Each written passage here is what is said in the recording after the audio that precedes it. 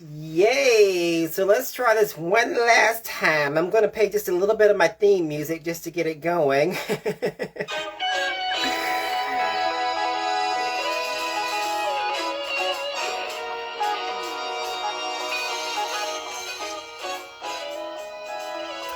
I gotta tell you, this is the longest laugh. Only thing about this, we get to start all over again. I know, we're back. So we get our full area. I know the third time is a charm. Let's get this going. So, if we can, I feel like we got some really good stuff from the first couple of times, and you guys know a little bit about me.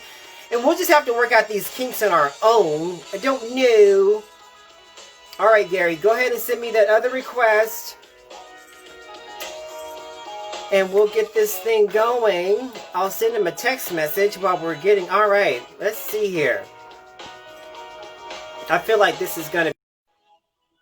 Yay. Hey, Vince. Vince, you're so patient. There you go. Did you get in the bed? Well, I wanted to charge my phone just in case we go live again because now I'm like down in so much juice, but I'm afraid to move. I'm afraid to move, Jermaine. Don't worry about it. You're kind of dark and there's no light, but stay right where you are. Hey, we make it work. That's what producing is, my friend. When Hedda Lettuce did my show, she was on a just chaise lounge. You know who Hedda Lettuce is, right? She's a drag queen from New York. And she was sort of like laying in that position. And if she was like, this is the only place where I can get good reception in this angle. Hey, this is fine by me. This is where I was. I was in this bed until about 11 o'clock this morning. So Oh, my God. I had the hardest time getting up this morning, too. I didn't get up till like 11:45. I know. I don't know. I promised myself I wouldn't admit that I got up at 11 o'clock, but now I'm glad I did because you were longer than I was. No, I was very sluggish this morning. I don't know if it's because of just, I'm all in a malaise period. I just don't have any motivation, especially on the weekends. But yeah, I just had a hard time getting going. So it's what it is. It's funny you mentioned Nipsey Russell. I did hear you talking about Nipsey Russell. Now, you know, Nipsey Russell was a huge component of game shows back in the 1970s and 80s. Yes, He yes. made his whole fucking living on game shows. He was Yes, incredible. he did. And that's how I got to know him. He used to do this show that featured children. I forget the name of it. I guess I should have looked it up. I knew we were going to talk about it. And as I've gotten older, I dig into him a lot more. It's interesting. He actually died the year that I moved out here.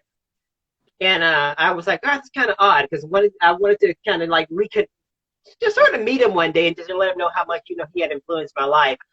And I saw him from afar when I lived in New York. This was in the very beginning of cell phones. And he was with someone and he was having cell phone issues. And you can tell it was a world that he knew nothing about. So he was just sitting there, just letting everybody handle his issues. And I was like, oh my God, I want to say something to him, but I don't want, he already seemed annoyed that he was in there to begin with. So I just kind of let the moment pass. But the fact that I saw one of my childhood idols at a freaking cell phone store was really weird. Yes, I remember when I met Bob Barker and I told him about all of the love that Price is Right has on the internet and all of these websites devoted to Price is Right. And he just looked at his assistant and his assistant looked at me and it's like, Bob does not understand the internet. Bob's like, yeah, I know there's all of this stuff about me on the internet, but I just can't get to it. It's really, yeah. I actually, I saw him from afar too when I first moved out here. He was with one of his people and he was pretty much, he wasn't there, but he was being ushered around. And I'm thinking, wow, this man has lived a long time. And the generation now that appreciates him, there's such a huge disconnect, but yet there's a tugging, there's a connection. So it was just kind of interesting to see that. But he's still living, right? Barker is still living. I believe he's 98 years old. Whoa, talk about him and Betty White. I got to tell you, they got something that I want. Yeah, listen, that's another question. I mean, do you want to live to 100 years old? A lot of people don't want that. A lot of people want to be out before 100 years old. You know what? As long as I can pretty much wipe my own ass, I want to keep. Oh, what if wiping your own ass was the only thing you couldn't do? You can do I everything don't want to else, live. but you got to have someone wipe your ass. I don't want to live because I felt like if I couldn't wipe my own ass, I wouldn't have anything, worth hanging around for. No, I feel like as we get older, we'll have the resources to keep us a lot more vital, you know. So, because that's a low bar, Jermaine, I know. But yeah, if I can still kick it around like Cicely Tyson is doing, hell yeah, I'll live to 100. I don't ever want to be secluded because I'm the type of person that sort of needs the energy of people around me. And I do know that when you get older, you get shunned a little bit. Mm-hmm. So I don't know what that'll do for my mental psyche.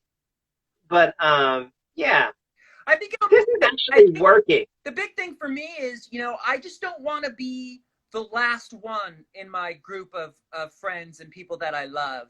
If I've got a Jermaine Taylor or Michael or Mary and Corey or Kieran or people from the group, like as long as you've got those people that you have a shared history with, that you can still enjoy one another and enjoy talking about your experiences. If you outlive everybody else, you've got to be pretty brave, because you basically have to continue to forge new relationships with people who are inevitably going to be younger than you.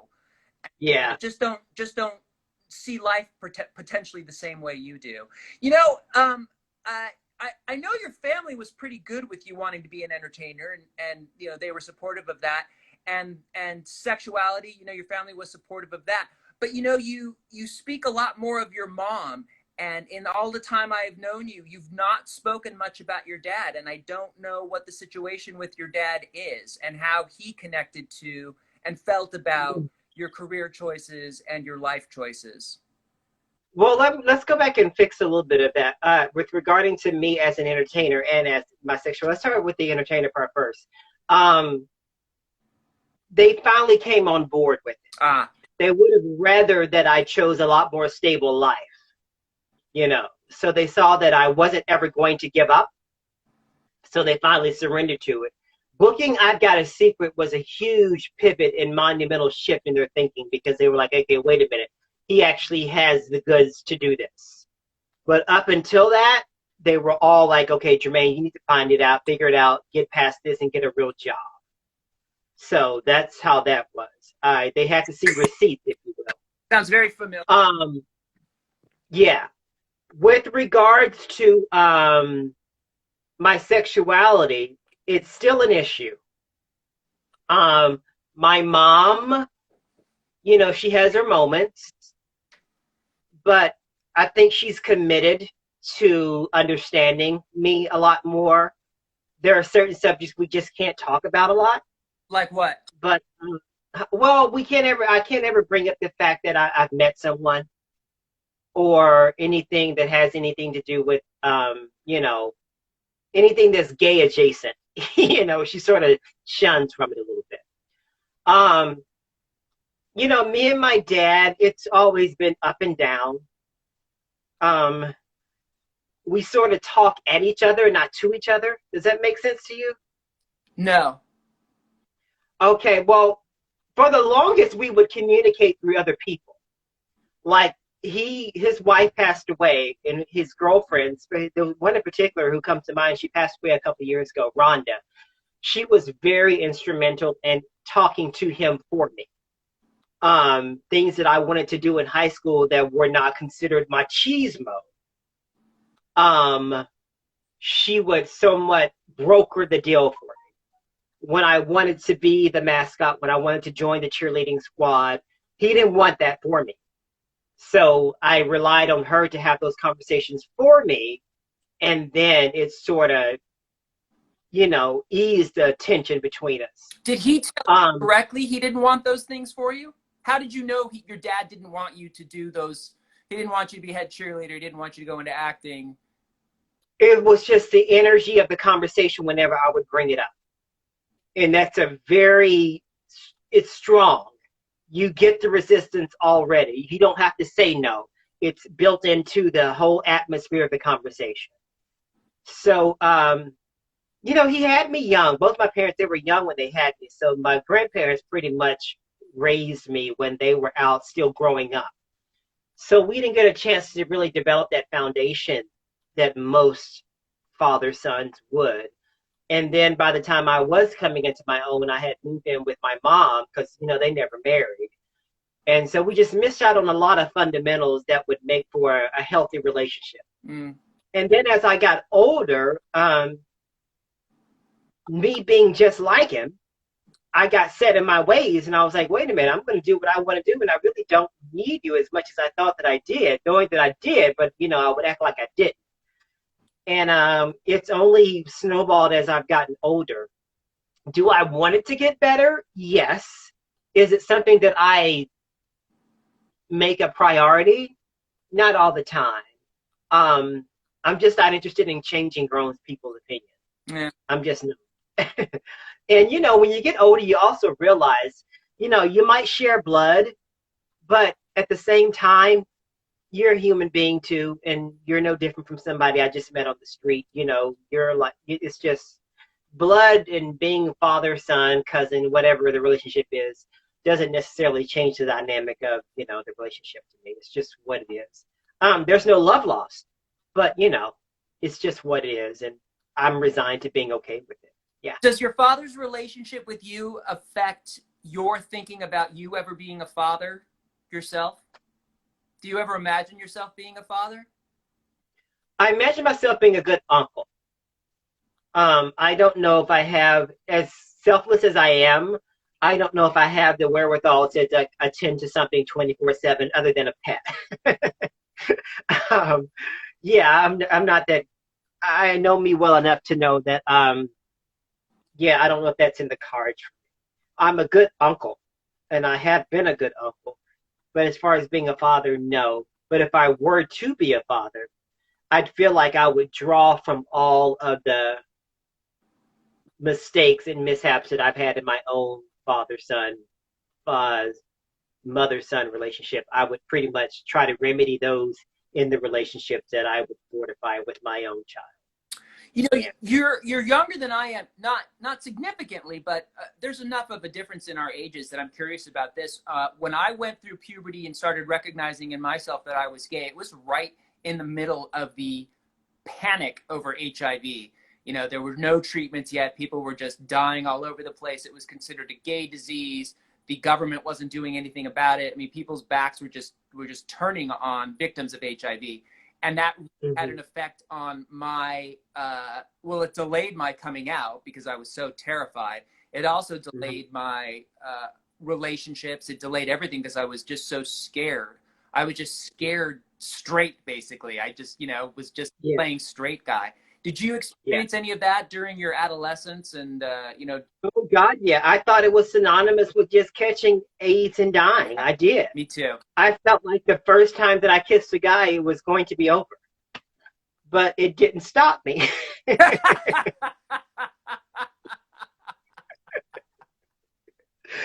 that weird? I had enough fortitude to know that, you know what? It ain't gonna stop me from being who I am. When Magic Johnson announced his status, for some reason that sort of settled me. And I don't know why, maybe because he was a quote unquote straight man and it wasn't all projected onto being, you know, gay men. Because up until that, that's what I thought it was. So him disclosing his status kind of like settled me for some reason. And I really haven't thought about it, but I feel like that might be the reason why, because some of the deflection was off of us as gay men. So, yeah. It's funny because I talk to a lot of guys, and I have a lot of guys in my life right now that were around during the thick of the HIV and AIDS pandemic. And they talk about how scared they were and how they just didn't have any answers, and how it's akin to what we're going through now with coronavirus. But no, yeah, I worked through it. I'm glad I came out when I did, because there was a lot more advocacy for safer sex and things like that. I felt like had I not have come out, I would be one of the many that are infected. Yeah. You know, because I just didn't have the tools to keep myself safe. Yeah, but it did take me a long time to reckon with the fact that I was going to have to like implement, testing on all that stuff in my life, and it was going to be something that I would always think about. And I don't know why it did, because my very first HIV test, I'm not going to lie to you, scared the shit out of me. Oh yeah, me too. Only because I knew that I hadn't been doing the right things to keep myself safe. And the awareness that we have now wasn't around when I was in college. So I kept putting it off. Every time I would feel something, I'd go to an encyclopedia or something to make sure it wasn't a symptom of kind of like I do now with coronavirus. And I lived like that for a long time. And when I finally got to New York, I was like, you know what? I am going to take it in my own hands, and I'm going to be responsible and not live in such fear. And it made life so much better for me. Yeah. What's with the additional stigma that exists for Black men and being gay? The whole masculine. Well, it's, the Black culture is so tied to the church. Mm. And then on top of that, there's the whole masculinity thing with being a Black man, not just a Black man, but, ethnic men, period. The projection to be machismo is just so real. So anything less than that draws a lot of pushback from, the people in our community. So when you're seen as being less than masculine, it's the door is wide open for ridicule, and you just don't want that. So it forces a lot of men to make a lot of suspicious choices and behavior, go underground.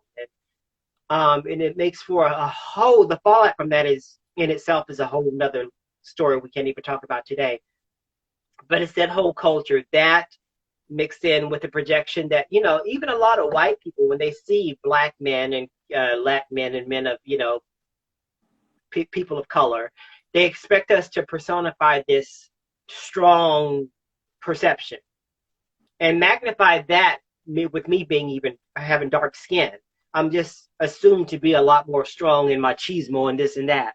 And when they find that it's not that, therein lies the labels and the ridicule. So it's a lot to deal with.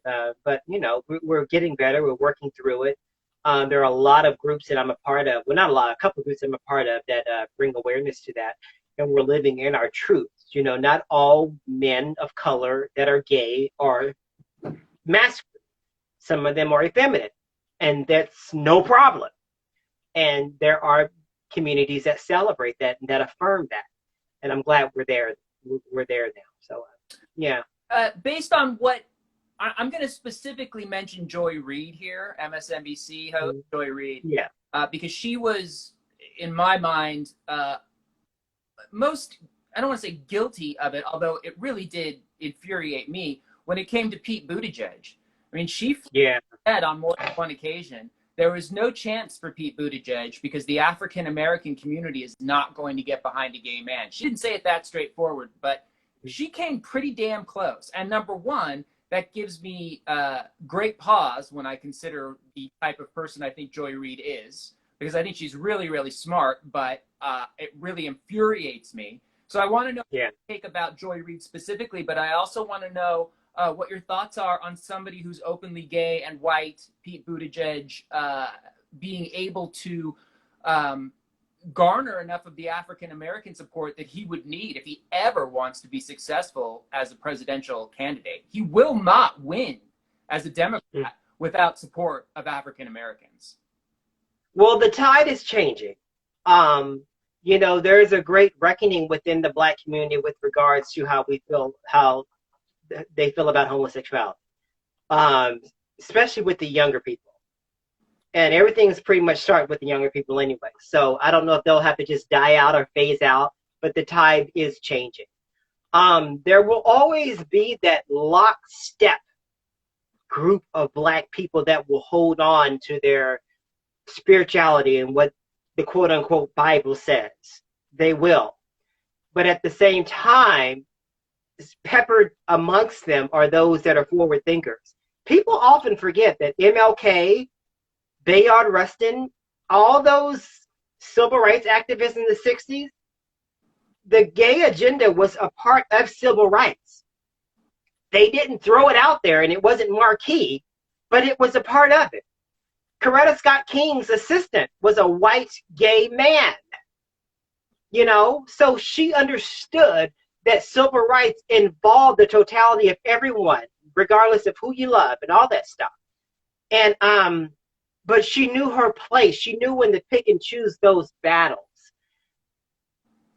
It's interesting that her daughter was the complete opposite. Her youngest daughter, Bernice, she was the complete opposite of it.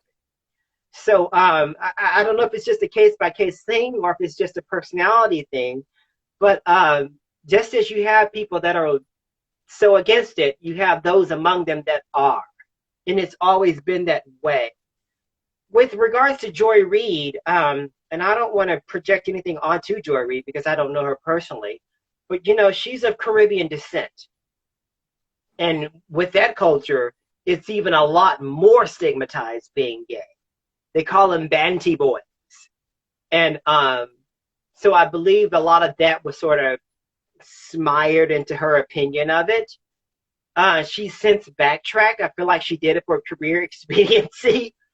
But she has evolved too. You know, she has. It took, you know, a loss of income or a loss of opportunity for her to get her mind around it. But, you know, you make a lot of money and you still have those opinions that are so old that come along with the, as higher you go in your career and as higher you go in the income tax bracket, you don't necessarily evolve in your way of thinking. And I feel like she had to learn that the hard way. She had to learn it in a very public way. But I haven't thrown her out yet, but it did sort of, it bothered me when I heard her say that, but I wasn't surprised by it. Do I think that the Black people will get behind a gay candidate? This go around, no. Only because it was a lot more baked into the decision that we needed to make to get out of this position that we were in. Black folk are so traditional and they love to vote for things that they are already tried and true and already proven. And with Joe Biden being Barack Obama's number 2, that was enough for them. So they found comfort in that. And they found so much comfort in it, it galvanized them. So I understood why. And I understood that early on before the even world got caught up with it. I knew that Super Tuesday back in March, things were going to change for Biden. I knew it was because I knew that Biden's sweet spot was in the South where all the Black people were voting. And I knew that it was going to take the key endorsement of someone like James Clyburn to really galvanize the people. And that's the only reason why I was able to surrender to Biden being our nominee and eventually our president so early, because I know that's how Black people think. We need comfort. We need familiarity. And because of so many of the Black people being older and that's how they approach their politics, if they know you, they'll feel more inclined to put their trust behind you at the ballot box. And Pete is amazing. But at the same time, I felt like where we were and where we are now in the time to get the Democratic base behind him, we needed someone more of a Biden, although he does fit everything that we're trying to get away from. But he's a transaction. He's getting us through. Yeah. But I see Pete being our president as clearly as I saw Biden being our president. Wow. This just right now, I felt like we needed something that was a little bit more, you know, familiar. Yeah. Do you worry about you're very upfront in your politics, and you're about your politics, and you're sharing it with so many people. Are you ever concerned that will have repercussions on your professional life, on your career? No, because I feel like it's pretty much baked in. When you see me, when you get to know who Jermaine Taylor is, you'll pretty much automatically assume where his politics are. So if anything, it'll be like, oh, okay, I expected that. Even now, like, and it's funny you mention that because sometimes I'll post things that are very left-leaning, almost uber progressive, and I wonder, like, is it going to make me not have certain people that are going to like me? And I think that lasted for about a minute. Because you have to pretty much state your claim right now, and people have to know where you're coming from. And that's where I am with that. Fair. That's fair. Are you concerned? Are you concerned about the uptick in open racial animosity in this country as a result of what we've been living through for the last 4 years? Do you think that that is something that always existed, that people just kept to themselves? Or do you think it's been fired up in people where it was sort of dormant before and it's just sort of been actively turned on? Yeah, it's been around forever. These things right here, it put a magnifying glass on it. So, when it's funny how Black people see things differently than white people. When we saw all the racial injustices that were happening, we're like, oh, okay, it's documented now. So we were finally relieved that people were beginning to see what we had been saying as a result of someone being so bold enough to catch it on tape. Yeah. So that's why it's just, not that we live in two different worlds, but then we do. It's like seeing is believing. And because we now live in a world where you can capture things and share it in real time as it's going on, it gives a lot more credence to what we've been saying. So my hope is that because it's a lot more visible now, that it will die down. But that's a whole, I don't know. I mean, the Proud Boys, those guys are like in their 20s. Yeah. So I don't know if that philosophy will ever completely die out. I just don't. I feel like it'll just always be, because of the way this country was set up. That's just going to be a fight that the United States of America will always have. And how do you feel about what started with Colin Kaepernick and the kneeling? That's become something that, well, we saw Nancy Pelosi do it. We saw members of Congress do it. We see, Caucasian people doing this now. Do you feel that that's respectful? Do you feel like that's sort of grabbing something that was initiated by another racial group and is sort of being commandeered? Do you feel like the Black Lives Matter movement is becoming less of a movement and maybe more of just like a pop culture slogan and something that people can just sort of say they get behind without actually having to do anything? I don't mean to put that suggestion into your head. No, seriously, in the beginning. Yeah, I had to redefine what Black Lives Matter was for me in the beginning, because I just thought it was a hashtag that was just popular at the time. So it took me a long time to understand what actually Black Lives Matter meant. I'm not going to even lie to you. It's become a lot more commercialized now that the corporations have gotten behind it. They're making money off of it. So it's losing some of its gravitas, if you will. But that's the nature of this country. We like to monetize everything. We can make money out of someone's misery, we will. And, we're all about the dollars. So a lot of the founders and the people that organize it, they're surrendering to the capitalization of it.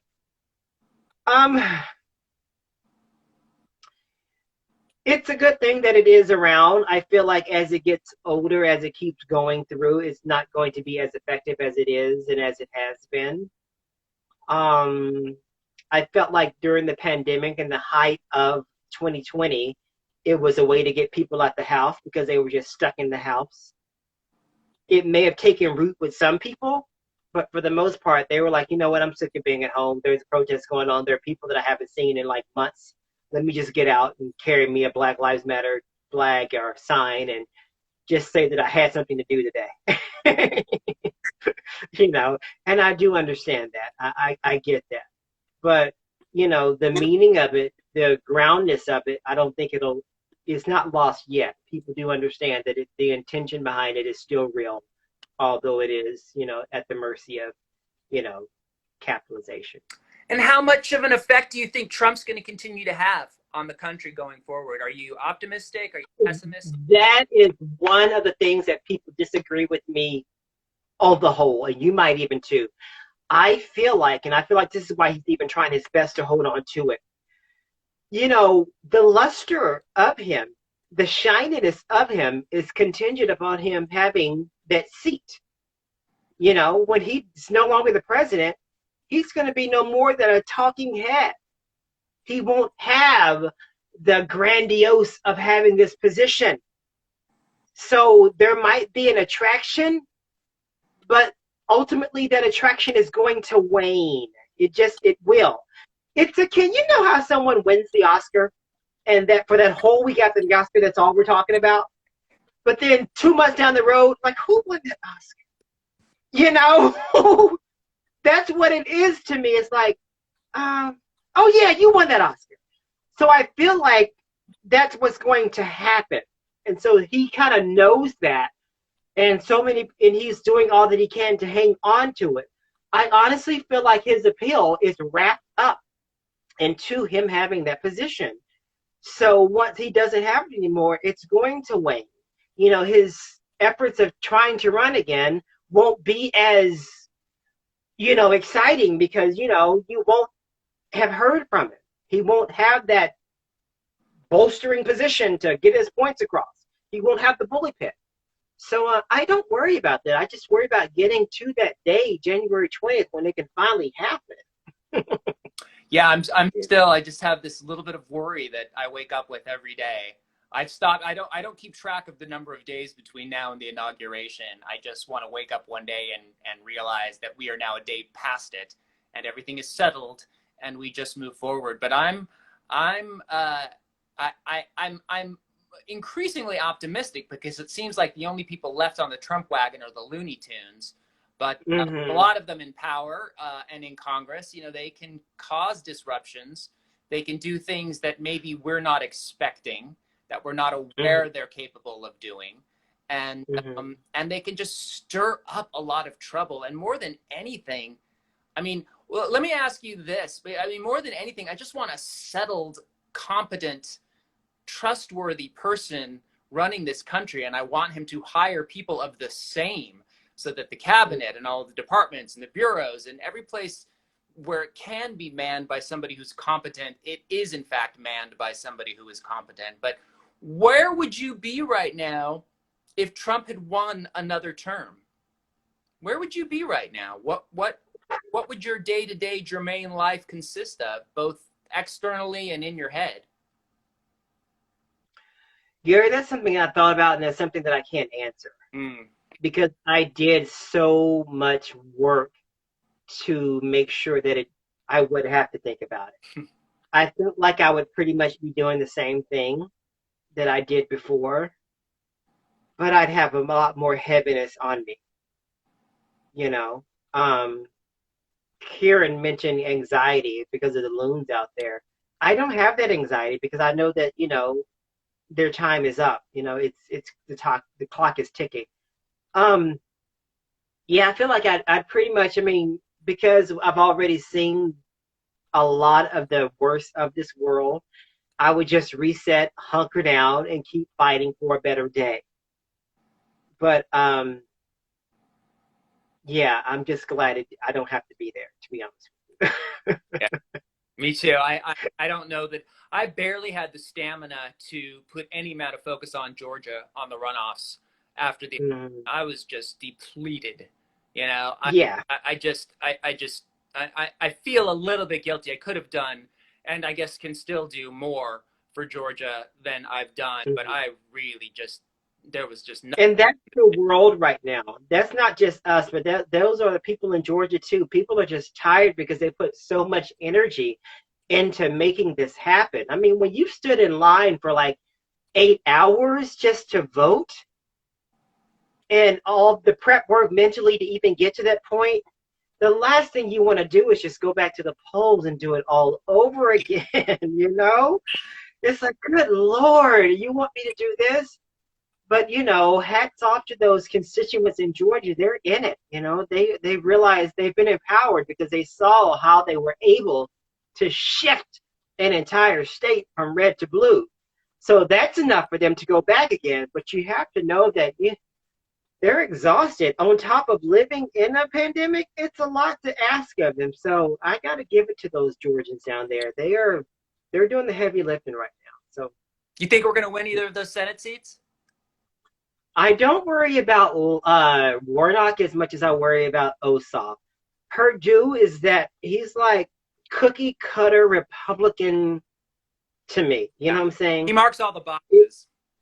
yeah, it's like you just check his name without even thinking. It's like one of those institutions. He is mired in a lot of scandals, so that may not help him. He's in quarantine right now. That makes me happy.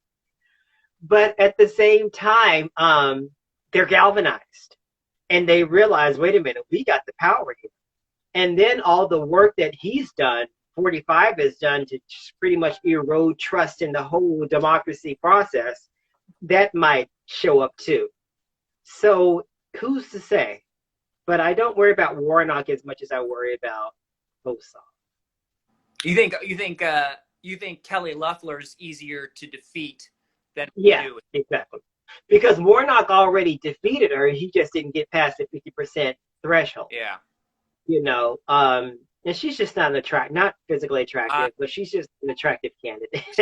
I watched her debate, and boy, she needed some oiling of her personality. Yeah, it's just you have to have even the most conservative of candidate. You got to have a little charismaticness to you to make you like, oh my God, I like listening to him.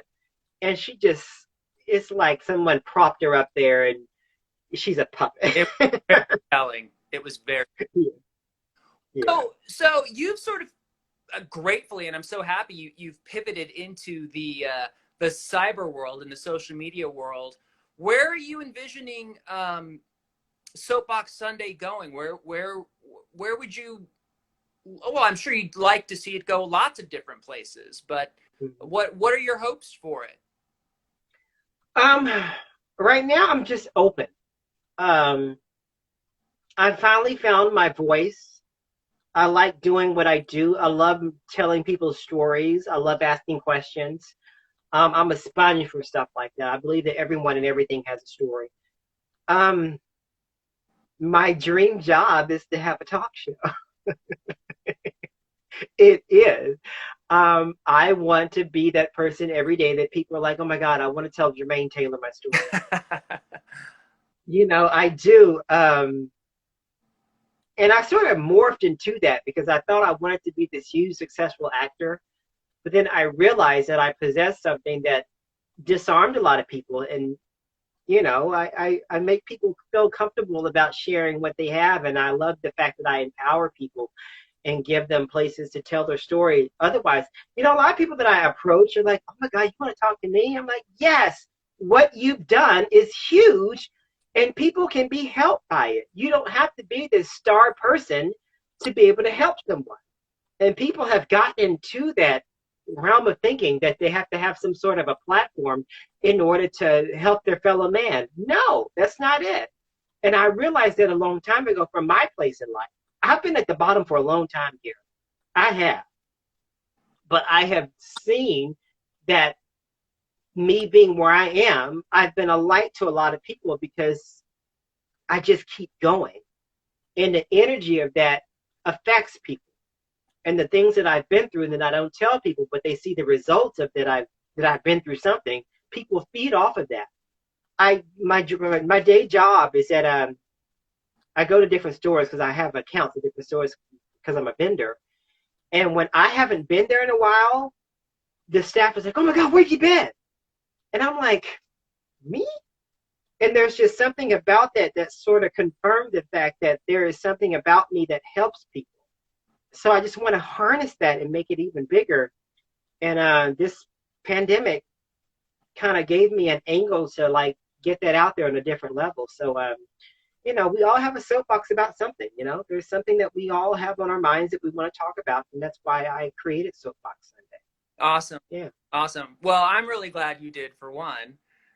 And it's nice to have another ally out there in the social media talk world. It's very soothing when you and I get on the phone and share our complaints and our aspirations. And I know. you know, I think that there's a lot that can be done, but social media is just so big. You really have to just somewhat be patient and let your audience find you, and then let that audience grow. and Yeah. you know, you're certainly on your way.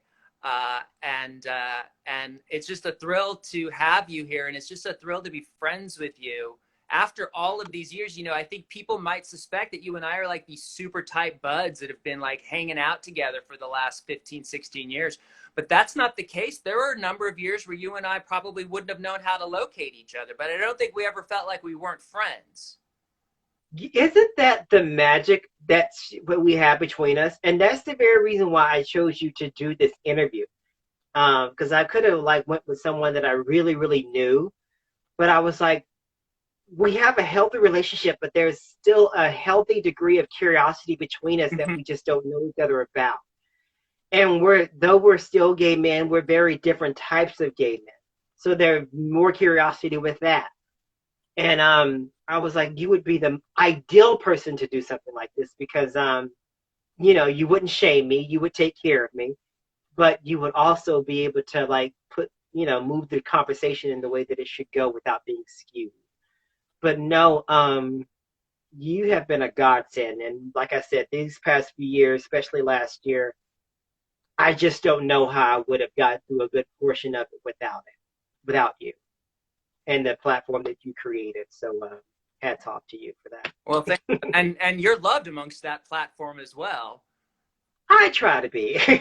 Mary and Kieran, I'm just like, all right, Jermaine's great, but I'm here too, you know.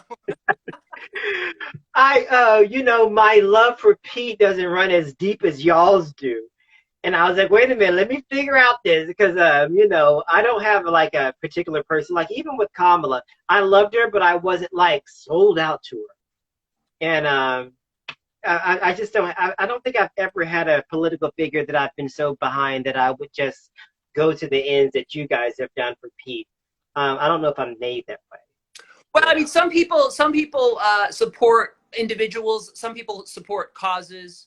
You know, there's a level of commitment that you can give to all sorts of different things that can change the world in positive ways. It doesn't have to come from a human. I mean, you're forming a coalition of people, and they all come with their own individual influences and the people and politicians that they prefer. But you know, it's like a big tent. Everybody kind of comes together and finds ways to connect with each other. And that's especially this year with the pandemic, that's one of the great things that Soapbox Sunday has done. It's a meeting place for people who don't all agree on Pete or Kamala or healthcare, but they, in their hearts, they all share a sensibility and a sensitivity to human kindness and humanity. Right. And so, a lot of people are isolated right now, and these are the kinds of forums where they can come together and feel less alone about their thinking. Mary just asked who was my candidate, and I want to answer that question. I didn't necessarily have one. There were people that I picked and choose different things about different people that I like, but ultimately I was about the one who was going to win the nomination, who would eventually win the actual presidency. Yeah. So I don't know if that's cheating. Hey, man, I flipped the switch from Pete to Joe the day that Pete threw Joe. I know there are a lot of people who were, I need time to mourn, I need to that was no. Who's in the White House now? Getting rid of him is my number one goal, and I can continue to support Pete Buttigieg. That doesn't stop. It doesn't stop in any way whatsoever. And by getting behind Biden, that's exactly what I'm doing, because Pete his support behind Biden. Therefore, he has sent the message to me. I know what I'm supposed to do, and I'm not going to be betraying my candidate in any way. Now, if you ask me, Mary, who were there people that I didn't like, I would be able to answer that question. Tulsi Gabbard, I did not like her. I felt like she is she's a wolf in sheep's clothing. I still don't like her. I feel like there's something about her that's very suspect right now, even to this very day. So on the flip side of that question, I can answer that. She was the Democrat that my Republican parents liked. So I knew right then and there. I'm like, there is something going on. This is not I mean, they didn't like her. They're like, I really like what Tulsi Gabbard has. I'm like, oh boy, this is just. I believe that, Mary. I believe that she is. I don't understand why she campaigns as a Democrat, but she's She terrifies me. Even now, when she comes out with different positions and quips, I'm like, girl, where are you coming from? And furthermore, who are these people that are behind you? Who are they? Yeah, there is zero authenticity there. It's all ambition. Yeah. Nothing there is genuine. She is somebody who's just looking to make a killing in the political world, and she doesn't care how she does it or what she has to do or say. Sorry. Do you think she has a future? I'm going to turn the question on you real quick. Do you think she has a future, Tulsi? No. So who is her appeal? Like, but she's not worth it. Yeah. No, I think there are plenty of Democrats who loathe her, who want her to not be associated with the party. She might be able to jump ship. You know, she might do better as somebody that Republicans can see as, oh, look, we got her. She's look, we're gonna rub it in, we're gonna rub it in your faces now. We love to make libs cry. Tulsi Gabbard, oh yeah, we're all gonna get behind her just to piss you people off. I could absolutely see that happening, but as long as she's continuing to label herself as a Democrat, I don't think we're gonna have to worry about her in the immediate future. She just looks like a plant to me. She looks like someone she's been planted in a position. And because there's just nothing there that roots her on our side, but she's just planted there. And for some reason, there's just no trust when it comes to her. And that's across the board. No one trusts her. Well, this is about Jermaine Taylor. When we reach the subject of Tulsi Gabbard, it's probably a sign that we are wrapping up, because that's the end of the line in terms of topics. You don't go to Tulsi Gabbard first. You go to Tulsi Gabbard last. I know. So, yeah. Before we start hitting any sort of technical rocks, we should probably wrap it up. And also, I've been holding this phone up. I've been propping it up with my right hand for the last hour. Exactly. Yeah. So well, at least we know the room in your house where it's perfect and there won't be any more issues. And well, I will set up in here next time just to be sure. Yeah, it was kind of weird how we got to a rocky start, but oh well, it happens. It's what it is. Yeah, I'm just grateful we're able to do this. I think this last half hour has been fascinating for me. It has. I feel like we've really reached our sweet spot. Yes. But at the expense of your arm, so no more arm exercises. all for the art. I do it all for the art. I'll sacrifice. Thank you so much, Gary Carter Green. Thank you. It was a pleasure, and I really I feel honored that you let me do this, and I hope I didn't let you down, and I had a great time getting to know you on a deeper level. Gary, you could never let me down. You lift me up. Thank you, Jermaine. All right, you have a good day. Thank you. Thanks all. Bye. Bye. All righty, good people. That was it. Once again, I had to piece it together, but it got done, and I'm so glad that I had my good friend, Gary Carter Green, to conduct this very first show of mine. My transparent effort in letting you guys know who I am. There's a song, if I can help someone get along, then my living will not be in vain. And that was the objective today. So maybe there's something about my journey and something about, my story that'll help you. I hope it possibly can. You learn things and you go through things in life to help you, but it's incumbent upon you to help other people. And that's one of my missions in life. And that's why SOAPBOX Sunday was even created. We all have a story. We all have a testimony. And it's no good unless you share it with someone and help someone in their, stage in passing through life. So thank you so much. And I will see you guys again next week for another episode of SOAPBOX Sunday with Jermaine Taylor. Happy New Year. Bye-bye.